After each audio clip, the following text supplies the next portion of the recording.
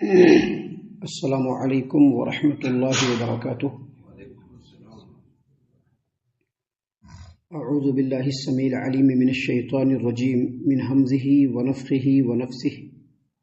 بسم اللہ الرحمن الرحیم۔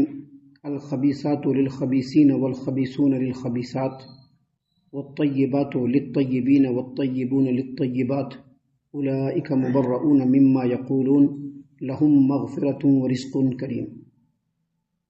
ناپاک عورتیں ناپاک کردار مردوں کے لیے ہے، اور ناپاک کردار مرد ناپاک کردار عورتوں کے لیے ہے، اور پاکیزہ عورتیں پاکیزہ مردوں کے لیے ہے، اور پاکیزہ مرد پاکیزہ عورتوں کے لیے ہے۔ اولئک مبرؤون مما یقولون، یہ لوگ جو پاکیزہ لوگ ہیں، جو لوگ گندی باتیں کرتے ہیں، بہتان بازی کرتے ہیں، ان کی باتوں سے بالکل بری ہیں، ان کے لیے مغفرت ہے اور عزت کی روزی ہے۔ محترم سامعین کرام، سورۃ النور سورہ نمبر 24 اور اسی سورۃ کریمہ سے ابھی آپ کے سامنے آیت نمبر 26 تلاوت کی گئی۔ بفضل اللہ، بعون اللہ، بتوفیق اللہ، آیت کریمہ کا ترجمہ بھی آپ تمام کی خدمت میں پیش کیا گیا۔ اس آیت کریمہ کا دو مفہوم ہے، جس میں سے پہلا مفہوم جو ترجمے میں بتلایا گیا وہ اس طرح سے ہے کہ جو پاکیزہ لوگ ہوتے ہیں، جو پاکیزہ انسان ہوتے ہیں، پاک دامن انسان ہوتے ہیں، اچھی خصلتوں کے، اچھی عادتوں کے جو انسان ہوتے ہیں، نیک طبیعت جو لوگ ہوتے ہیں، ان کے عادات، ان کے اطوار، ان کے اخلاق، ان کے رہن سہن، ان کا اٹھنا بیٹھنا، ان کی باتیں ناپاک لوگوں سے، فحش لوگوں سے، برے لوگوں سے بالکل الگ ہوتا ہے۔ ان کا ہر چیز الگ ہوتا ہے۔ دونوں طرح کے لوگوں کے عادتوں میں، ان کے اخلاق میں، ان کے اطوار میں، ان کے رہن سہن میں بہت ہی زیادہ ڈفرینس ہوتا ہے۔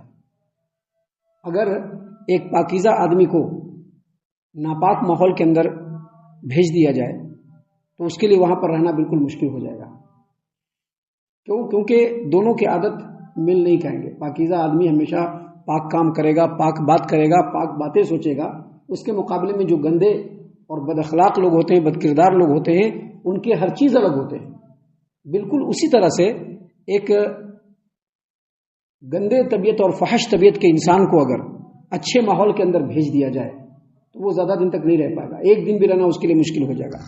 اس آیت کریمہ کے ذریعے سے اللہ تبارک و تعالیٰ نے بتلایا ہے کہ پاکیزہ اور پاک دامن لوگوں کا رشتہ اور اس کا تعلق ناپاک اور بد کردار لوگوں سے نہ جوڑا جائے، بلکہ ایسے لوگوں سے جوڑا جائے جو پاک ہو، کیونکہ اگر اس طرح کی بات کی جائے گی تو رشتے زیادہ دن تک نہیں چل پائیں گے۔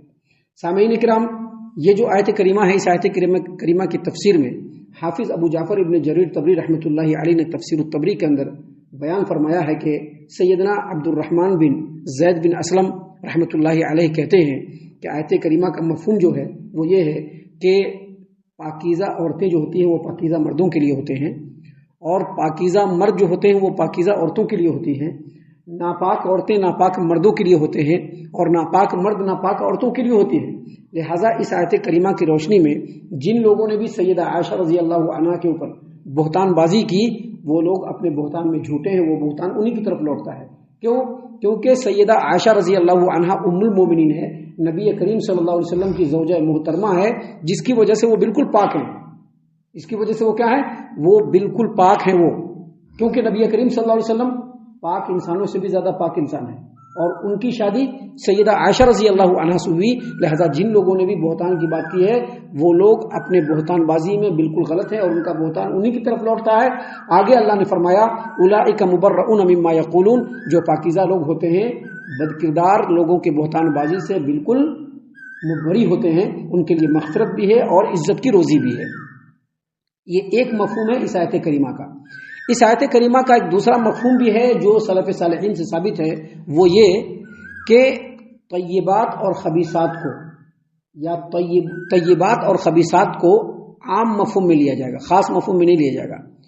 طیبات کا مطلب ہوتا ہے ہر طرح کی پاکیزہ باتیں، اچھی باتیں، خیر والی باتیں۔ اس کے مقابلے میں خبیثات جو ہوتی ہیں اس کا مطلب ہوتا ہے ہر طرح کی ناپاک باتیں، ہر طرح کی بد کرداری والی باتیں۔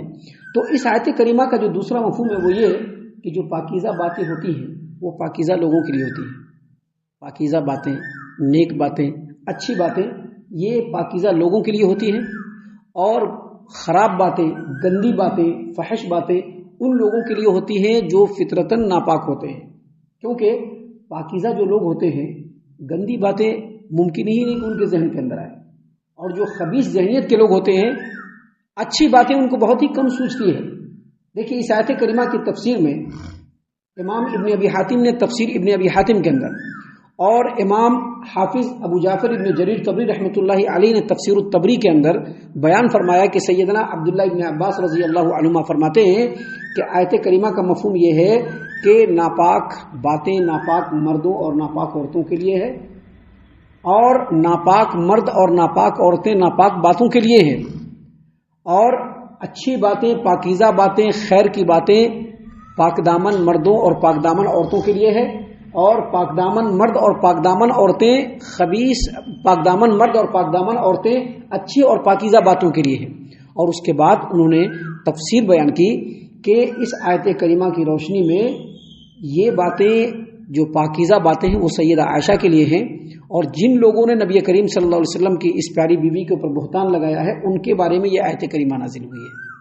لہٰذا آیت کریمہ کے مفہوم کو سامنے رکھتے ہوئے مفسرین نے کہا ہے کہ منافقین نے جو سیدہ عائشہ رضی اللہ عنہا کے اوپر الزام لگایا، اللہ تبارک و تعالیٰ نے اس آیت کریمہ کے ذریعے سے تردید فرما دی، اور یہ فرما دیا کہ سیدہ عائشہ رضی اللہ عنہا ان کے اوپر جو بھی الزام لگایا گیا ہے وہ بالکل اس سے بری ہیں، کیونکہ سیدہ عائشہ رضی اللہ عنہا دنیا کے سب سے پاک باز انسان نبی کریم صلی اللہ علیہ وسلم کی زوجہ محترمہ ہے، جس کی وجہ سے وہ پاکیزہ لوگوں میں اعلیٰ ترین مقام رکھتے ہیں. اور جتنے بھی پاکیزہ لوگ اس دنیا میں ہیں اللہ نے فرمایا اولئک مبرؤون مما یقولون، ان کے اوپر جو بہتان لگاتے ہیں ان سے وہ بالکل پاک ہیں. لہم مغفرۃ، ان کے لیے بخشش ہے، ورزق کریم، اور ان کے لیے پاکیزہ رزق ہے. سامعین کرام، ابھی آگے اللہ تبارک و تعالیٰ نے اس سورۃ کریمہ میں ہم مسلمانوں کی ہدایت و رہنمائی کے لیے اور بھی اچھے اچھے احکام بیان کیے ہیں. وہ احکام بیان کیے ہیں جن کے اوپر عمل کر کے ایک انسان فردی طور پر بھی اور ایک پورا کا پورا سماج ان باتوں پر عمل کر کے اپنے آپ کو پاکیزہ اور پاک باز اور پاک دامن بنا سکتا ہے، جس کو انشاءاللہ کل اور کل کے بعد کے دروس میں ہم آپ کے سامنے پیش کرنے والے ہیں. ہم اللہ سے دعا کرتے ہیں کہ اللہ تعالی ہم تمام کو ان تمام باتوں کے اوپر خوب غور و فکر اور تدبر کرنے کے ساتھ ساتھ ان باتوں پر عمل کرنے کی بھی توفیق عنایت فرمائے، آمین. اللہ تعالی ہم تمام کو صحیح معنوں میں پکا سچا مومن مسلمان بنائے، اللہ اور اس کے رسول صلی اللہ علیہ وسلم کی اطاعت و فرما برداری کرنے والا بنائے، صحابہ کرام رضی اللہ عنہم کے طریقے پر چلنے والا بنائے، جنت الفردوس میں جگہ عطا فرمائے. اے اللہ ہم تمام کو جہنم سے پناہ دے، اے رب العالمین ہم تمام کو جہنم سے پناہ دے، اے مالک الملک ہم تمام کو جہنم سے پناہ دے، آمین یا رب العالمین. وما علینا الا البلاغ المبین.